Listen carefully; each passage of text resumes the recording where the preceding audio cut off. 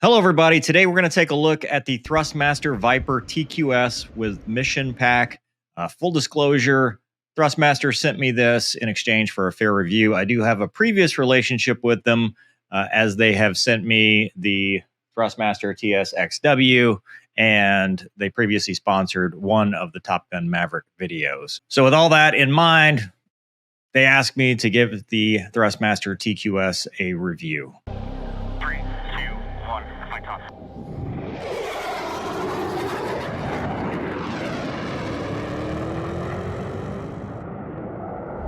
So the first thing out of the container, the TQS is easy to set up. And I appreciate that as somebody who doesn't like putting stuff together. It comes assembled. The only assembly I had to do was for the TM flying clamp, but it was super easy. Very easy to get going with the Thrustmaster. Pretty much out of the box, ready to go. If you have your own clamp, you can set it up. If you want to just put it on the desk, you can do that too.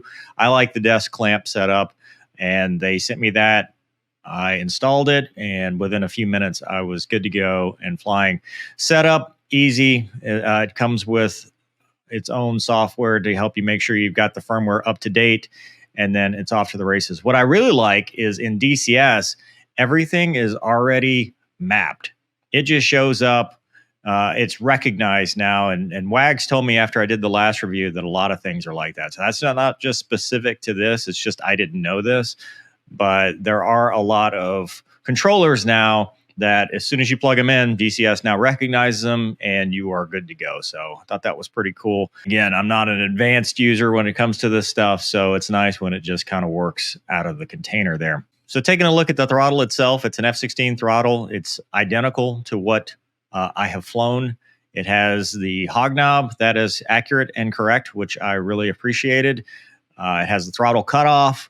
It has a button on the throttle. At first, I didn't know what the button was for. It was kind of in the way. But then I realized in order to get it out of idle cutout, you have to press the button to get it to go. So they kind of thought of everything with that. Has a few extra buttons as well. It feels solid. It doesn't feel cheap. It's a little bit lighter than other throttles that I've had, but I don't think that's really a factor when actually using it.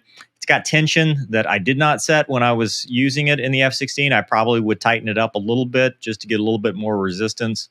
But overall, the fit, finish, and feel is pretty good. As for the mission pack, it gives you a whole host of buttons, autopilot modes, a heading select or a heading bug, which would be your heading select once you set your autopilot in the F-16. It's got a landing gear handle, which I think is pretty cool, which is shaped like a landing gear handle. Positioning obviously is not where it would be in the real jet, but it's kind of close enough. But it's nice that you can feel that because I fly in VR typically, and being able to know or feel the switch is good. All the other buttons are your standard two position switches, which in VR is kind of hard. You have to memorize where that is, but you'd have to do that in the jet anyway if you're doing the blind cockpit sweep. But you have to memorize where the buttons are. But it has all of your RWR and ECM buttons. It has modes for your TACAN, ILS, nav system. Also has your Cat 1 switch, which is nice because Stores Jet Cat 1, it's got a Stores Jet button, which is cool. Very easy to find right next to the landing gear handle.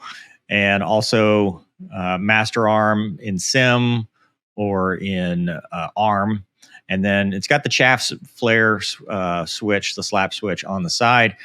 Note on that is realistic. That is a thing in the F-16. Block 30 either didn't have it or nobody ever used it because I never used it. I was always using the stick. But it is nice to have. It is cool. You look over your shoulder. You can hit that. Pretty cool. Also has the afterburner detent for the throttle itself. So overall, I think it's awesome that they're finally doing this. When combined with the other stuff in the Thrustmaster ecosystem, it's definitely something that'll get you going in the F-16 world.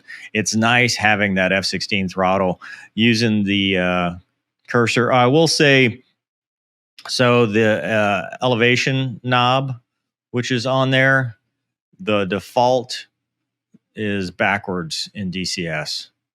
So again, I don't know if that was just mine or not, but I used just the standard. It recognized it. And then when I was using the elevation, wheel, it was backwards. So I had to go invert that, and then it was right. But as far as the cursor, all that stuff seemed great.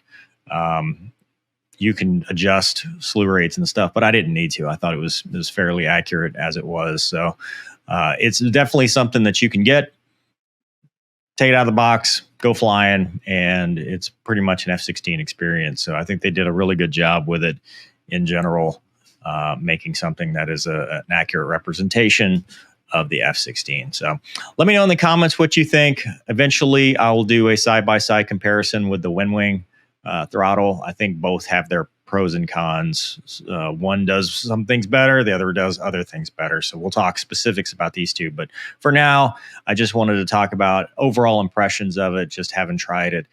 It is out as of today, I think, October 11th. So really cool. I want to thank Thrustmaster for sending me that and letting me try it out. And thanks, Wags, for pointing out that they are plug and play now, which is awesome that DCS is doing that. You see I'm wearing my Fox 3 shirt. There's a link in the description for a promo code if you want to get a discount on their servers. They provide the servers that Gonki and I use. I don't get anything out of this. There's no monetary. They just hook us up with a server. So I said, hey, if they give a promo code, the people that watch this channel will get a cheaper rate, at least initially. So hope you guys enjoyed this video. Thanks for watching. We'll see you next time.